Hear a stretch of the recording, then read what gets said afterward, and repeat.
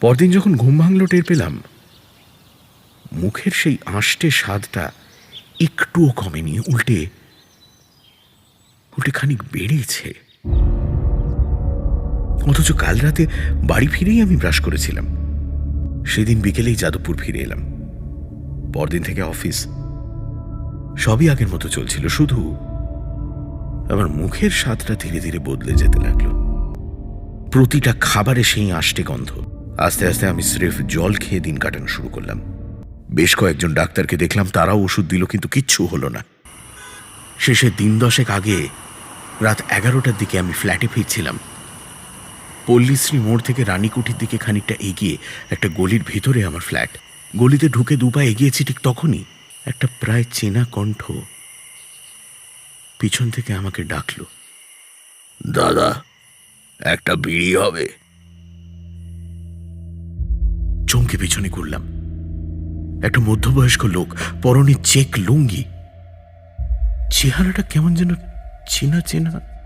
বিদ্যুৎ চমকের মতো মনে পড়ল কালাকুণ্ড শ্মশানের সেই রাত। লোকটা বলল, বারণ করেছিলাম আপনাকে, শুনলেন না। কে আপনি? সত্যি করে বলুন।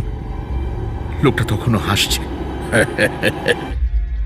আমি মরিয়া কণ্ঠে বললাম, ওটা কি খাইয়েছিলেন সেদিন আমাকে? আমি আর কিছু খেতে পারছি না, আমার সব স্বাদ মরে গেছে। শুধু কি স্বাদ মরেছে? আর আপনি আপনি কি বেঁচে আছেন? হ্যাঁ, আমি বেঁচে আছি। আপনি আপনি বলুন, কি ছিল ওই বিড়িতে? মরার হাড়ের গুঁড়ো। তৈরি হন দাদা, আপনার সময় ফুরিয়ে এসছে।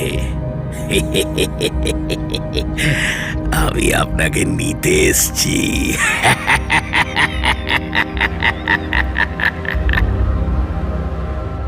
আমি আর স্থির থাকতে পারলাম না। রাস্তার উপরে জ্ঞান হারালাম। জ্ঞান যখন ফিরল তখন দেখি সে লোকটা আর নেই। সারা গলিতে আমি একা। ভাবলাম শরীর দুর্বল ছিল, তাই হয়তো ভুলভাল কিছু দেখেছি। অবসন্ন মনে ঘরে ফিরলাম, কিন্তু না, ভুল যে দেখিনি তার প্রমাণ পরের দিনই পেলাম। এবার লোকটাকে দেখতে পেলাম আমার অফিসের নিচে। সেই থেকে রোজ আমি লোকটাকে দেখছি। ক্রমশ কাঁকড়ার মতো সে আমাকে ঘিরে ধরছে চারপাশ থেকে। প্রতি মুহূর্তে সে আমাকে ডাকছে। আমি ঘুমোতেও পারছি না। স্বপ্নের মধ্যে ওই অপার্থিব হাসি আমার ঘুম ভেঙে তছনছ করে দিচ্ছে। আমি বুঝতে পারছি আমার দিন সত্যি সত্যি ফুরিয়ে এসেছে। হয়তো 1 সপ্তাহ, কিংবা 1 দিন, কিংবা 1 মুহূর্ত।